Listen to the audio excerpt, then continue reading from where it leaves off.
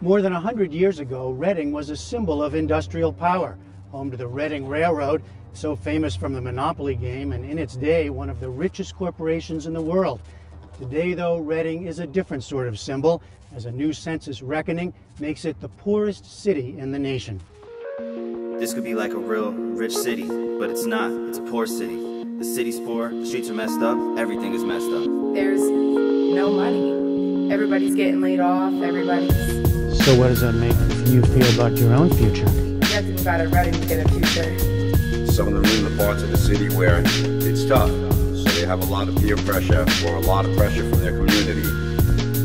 A lot of not to go to school, or while walking to school, they see different things. Some of their friends that don't go to school and get caught up in some of the stuff that's going on in the streets. Where I moved to when I was trying to find normalcy. Reading, Pennsylvania, something sad to see. The media is even talking shit on where I grew up, and it's screwed up because nobody from my city ever blew up. Who would the feeling I get when I got to go and talk about it? I wouldn't be the man that I am if I grew up without it. A broken city that was once so rich in history is simply a staple, shadowed by its misery, and so let's take it back. I really want to take it back to when the railroads ran onto Monopoly maps so fast everything is switched in the blink of an eye.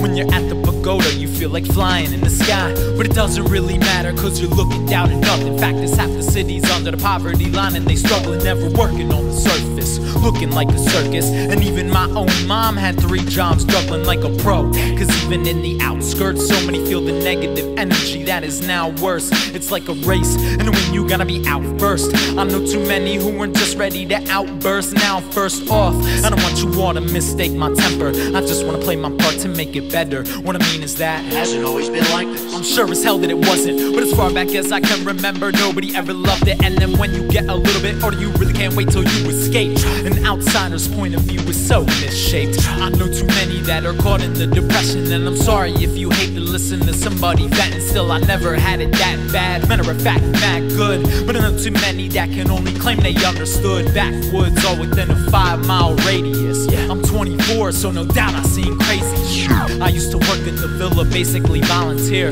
That's when I heard about J-Rock, the pioneer. And the top of the block is where I first went to grab the microphone, and that night alone showed me that my city could be the type to grow. So what it's really for, I'm really feeling a boost. And if you don't feel this, then I guess that you don't feel the truth. I'm gonna need a boost to go and fire up heated disputes, cause either way I'll always be connected to my roots. I'm really feeling a boost, and if you don't feel this, then I guess that you don't feel the truth. I'm gonna need a boost to go and fire up heated disputes, cause either way I'll always be connected to my roots.